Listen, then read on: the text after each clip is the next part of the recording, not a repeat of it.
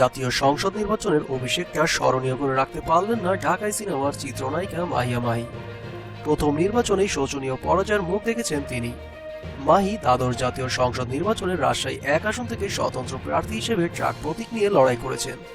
নির্বাচনে এই আসনে তার নিকটতম প্রতিদ্বন্দ্বী আওয়ামী লীগ মনোনীত প্রার্থী ও সংসদ সদস্য ওমর ফারুক চৌধুরীর কাছে পাত্তাই পাননি মাহি।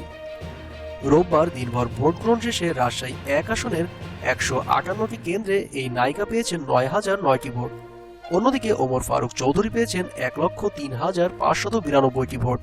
নির্বাচনের আগে ভোটের মাঠে মাহিয়া মাহির সরব উপস্থিতি দেখা মিললেও ভোটের ফলাফল প্রকাশের পর কোনো প্রতিক্রিয়ায় জানাননি তিনি। এমনকি রোববার রাত থেকেই তানোরে নিজ বাড়িতেই অবস্থান করছেন এই অভিনেত্রী। ফলাফল ঘোষণার পরেও আর বের হননি। ফলে সোমবার সকাল থেকেই সামাজিক যোগাযোগ মাধ্যমেও এই নায়িকাকে নিয়ে চলছে তুমুল আলোচনা। অনেকেই ঠাট্টা করে বিভিন্ন ছবি ভিডিও বানিয়ে পোস্ট করছেন মাহিকে নিয়ে। বিষয়গুলো নজরে এসেছে এই তারকার। একটি সংবাদ মাধ্যমের সঙ্গে আলাপে মাহি বলেন, ট্রোল তো নিয়মিতই আমার সঙ্গে, এগুলো নিয়ে নতুন করে আর কি বলবো, শুধু একটা কথাই বলবো, মানুষকে এভাবে ট্রোল করবেন না। একটা মেয়ে হয়ে আমি নির্বাচন করেছি। যারা বিভিন্নভাবে ট্রোল করছেন তাদের উদ্দেশ্যে এই নায়িকা বলেন, এভাবে কাউকে ট্রোল করবেন না প্লিজ। আপনাদের কাছের কেউ নির্বাচন করলে বুঝতে পারতেন এটা কতটা কঠিন।